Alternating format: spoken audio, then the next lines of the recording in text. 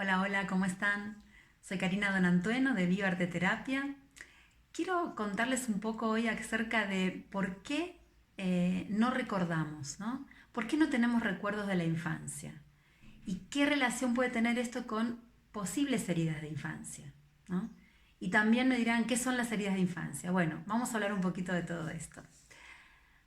En un video anterior, fíjate ahí en mi Instagram TV, que está el video de 3 claves de por qué los recuerdos no son tan confiables, te comentaba que nosotros construimos nuestros recuerdos en función de lo que fue nombrado en nuestra infancia. ¿Y quién nombraba los hechos, las vivencias o inclusive nuestro sentir en nuestra infancia? La figura maternante. Esa figura maternante en nuestra infancia generalmente ha sido nuestra propia madre.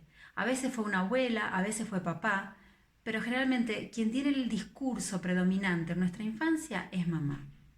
Entonces, mamá va a ir nombrando la vivencia propia de ella y eso es lo que nos va a ir nombrando a nosotros como si también fueran nuestras vivencias. Pero ¿qué pasa? Mamá, al no estar generalmente en contacto y en fusión emocional con nosotros, no nos va a poder sentir, no va a poder percibir aquello que nosotros estamos sufriendo o sintiendo o nos emociona o nos sensibiliza de determinadas situaciones y como no las va a poder nombrar, nosotros no las vamos a luego recordar. Porque todo aquello que no es nombrado y que no es puesto en palabras, nosotros como niños no lo podemos organizar en nuestra conciencia.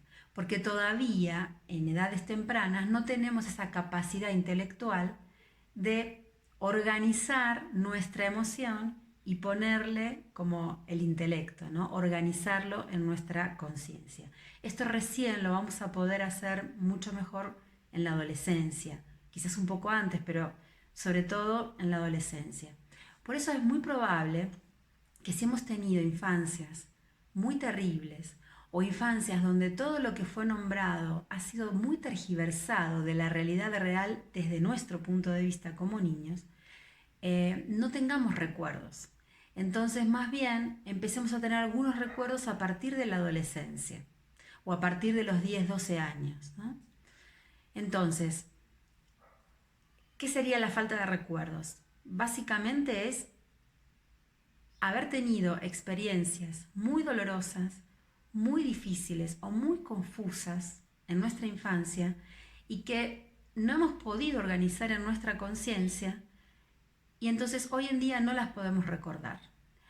También puede suceder que eso que vivimos ha sido tan doloroso y tan difícil de afrontar que entonces nuestra conciencia como mecanismo de defensa bloquea esos recuerdos para poder sobrevivir. Muchas veces algún suceso traumático, algún abuso, ¿no? Alguna situación que de verdad nos ha choqueado, que nos cuesta como admitirla, solemos bloquearla, no recordarla para poder seguir viviendo, ¿no? O sea, viviendo sin sufrir tanto al menos, ¿no?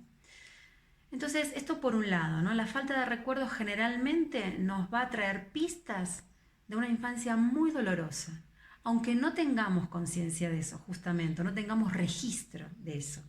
Pero ¿qué pasa? Ese registro que no tenemos es desde el plano mental, pero desde el plano emocional y sobre todo desde el plano corporal, sí tenemos registros de esas vivencias.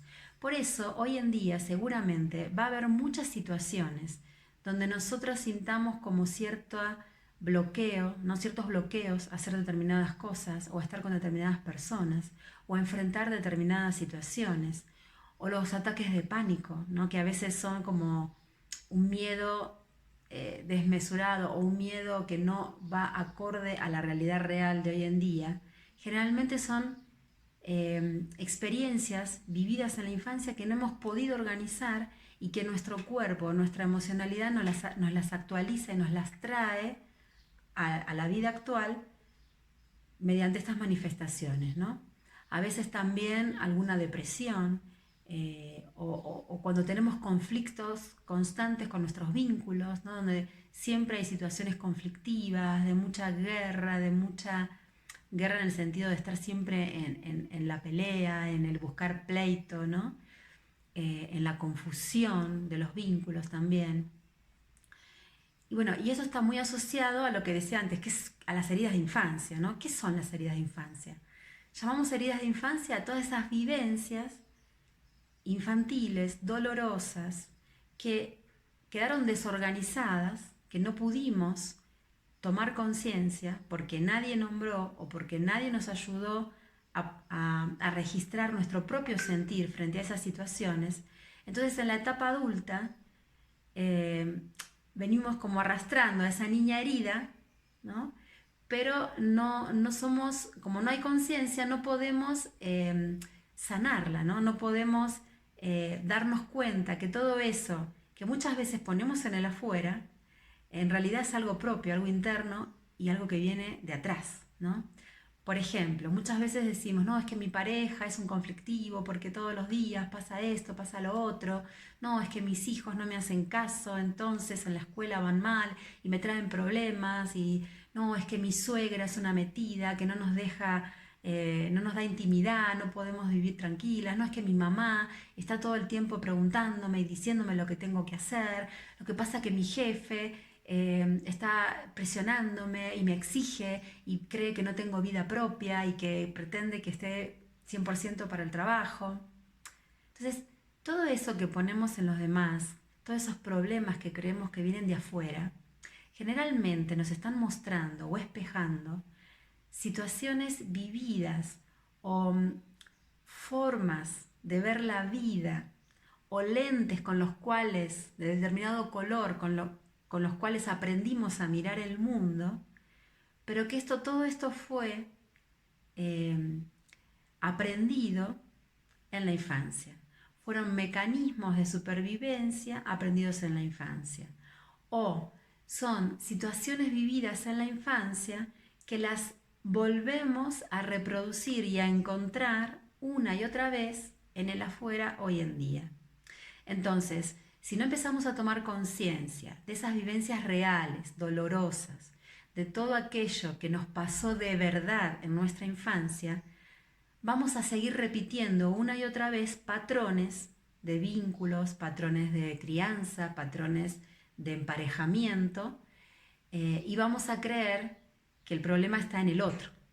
Lo que pasa es que después nos vamos a ir dando cuenta que cambiamos de pareja, que mandamos a los chicos a la psicopedagoga o al psicólogo, que cambiamos de trabajo, dejamos de trabajar, que la suegra ya no le hablamos más, que mamá, bueno, con mamá no nos animamos a no hablarle más, pero bueno, que mamá sigue molestando, ¿no? Y entonces, ¿qué pasa?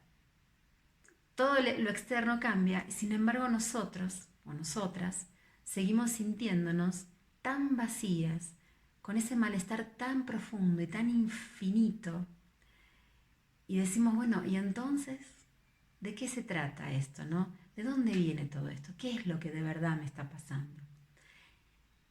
Y acá es donde una vez más te invito a que revisemos esa infancia, a que volvamos sobre esas situaciones que has vivido y que muy probablemente no recuerdes o no tengas organizadas, o las tengas organizadas, como te decía antes, con el lente del color rojo, como nos enseñó a mirar mamá, o con el lente del color violeta, como nos enseñó a mirar otra mamá, ¿no?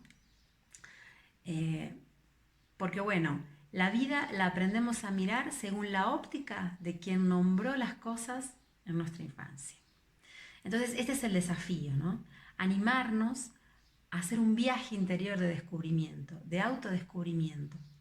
Porque ¿qué pasa? Cuando mandamos todo esto a la sombra para no sufrir, como con esta ilusión de que así no voy a sufrir, en realidad esto es un gran engaño, es un autoengaño, porque seguimos sufriendo igual, porque como decía antes, nuestra emocionalidad y nuestro cuerpo recuerda todo eso que hemos vivido, lo tiene a flor de piel, y son los automáticos que hoy en día se nos despiertan y se nos actualizan, sobre todo con los niños, ¿no? Y con la pareja. Y además, esa mirada acotada, ¿no? Esa mirada de un solo color que nos enseñaron no es la realidad real. Esa mirada está teñida justamente de un color que no es la luz blanca con todos los colores del arco iris, ¿no? O sea, la realidad es mucho más amplia, mucho más rica y mucho más infinita de posibilidades que un solo color. Entonces, acá el desafío es no limitarnos a ver la vida roja, o a ver la vida violeta, o a ver la vida morada, sino aprender a mirar con todos los colores del arco iris y a encontrar ese blanco radiante del sol con su calorcito, ¿no? Que nos podemos dar a nosotras mismas y a nosotros mismos hoy en día. Así que bueno, este es un poquito lo que te quería decir hoy y después vamos a seguir profundizando en esto de qué son las heridas de infancia, ¿no? Sé que hay como una forma de categorizarla como en cinco heridas, ¿no? La herida de abandono, la herida de rechazo, eh, hay así como cinco, ¿cómo se dice? Como clasificaciones, ¿no? Sobre las heridas. Vamos a hablar de eso, pero yo quiero ir más profundo. Quiero que podamos darnos cuenta exactamente nuestro sentir de niños, ¿no? Porque cuando podemos conectar con eso que creemos tan doloroso por un lado, y la buena noticia acá es que ya nada va a ser tan doloroso como haber sido niños en esa situación sin recursos y sin poder tomar decisiones porque éramos niños, ¿no? Ahora somos adultos y los adultos podemos hacer muchas cosas para estar mejor. Y te decía que acá también la gran noticia es que en todas esas sombras no solo está lo doloroso, sino que también hay un montón de talentos, de virtudes, de capacidades, de cualidades que hemos tenido que esconder para encajar en eso que mamá nombró o en ese color con el que mamá nos enseñó a ver la vida. Pero entonces cuando empezamos a descubrir todos los colores del arco iris, también empezamos a darnos cuenta de de todos esos colores que tenemos en nuestro interior. Así que bueno, nos vemos muy pronto. Un beso.